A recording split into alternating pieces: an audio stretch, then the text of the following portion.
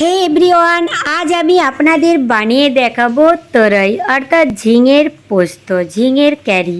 নিরামিষ দিনে বিয়েবাড়ি বা অনুষ্ঠান বাড়িতে আপনারা কিন্তু এই রেসিপিটা অবশ্যই খেয়ে থাকেন। আর ঝটপট করে দেখে নিন আমি কেমনভাবে বানিয়েছি। ভালো লাগলে অবশ্যই লাইক শেয়ার কমেন্ট করবেন। আর আপনারা যারা আমার চ্যানেলটা দেখছেন অবশ্যই সাবস্ক্রাইব করে দেওয়ার অনুরোধ রইল। আপনারা দেখে নিন আমি কিভাবে বানিয়েছি এই তরইয়ের সবজি অর্থাৎ ঝিঙের পোস্ত। নিরামিষ দিনে বা উপোসের দিনে কিন্তু এই সবজিটা আপনারা বানিয়ে খেতে পারেন। ঝিঙেগুলোকে ধুয়ে নিয়ে আমি ভালোভাবে টুকরো টুকরো করে কেটে নেব। গ্যাস অন করে বসিয়ে দিয়েছি কড়াইতে দিয়েছি সরষের তেল, তাতে দিয়েছি একটা শুকনো লঙ্কা ফোড়ন, তারপর ঝিঙেগুলোকে দিয়েছি স্বাদ অনুসার নুন, আর একটা দিয়েছি টমেটো।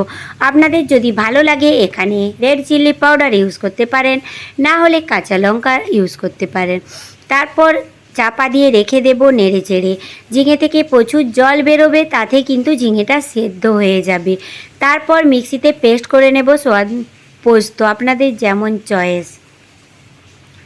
পোস্তটা পেস্ট করার সময় আপনারা কিন্তু একটা শুকনো লঙ্কা দিতে পারেন, যেমন ঝাল খাবেন সেই অনুযায়ী।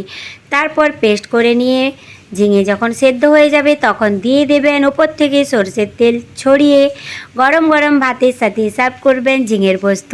অবশ্যই কেমন হলো বলবেন, ভালো লাগলে লাইক শেয়ার কমেন্ট করে বলবেন। এই ঝিঙের পোস্তটা কিন্তু বিয়েবাড়ির মতো অসাধারণ লাগে। অবশ্যই আমি অনুরোধ করব একবার বানিয়ে দেখার। তো আরও বলবো, রিকোয়েস্ট করব আমার চ্যানেলটা যারা দেখছেন সাবস্ক্রাইব করবেন। আর কেমন হয়েছে অবশ্যই কমেন্ট করে বলবেন। আসছি অন্য কোনো রেসিপি নিয়ে।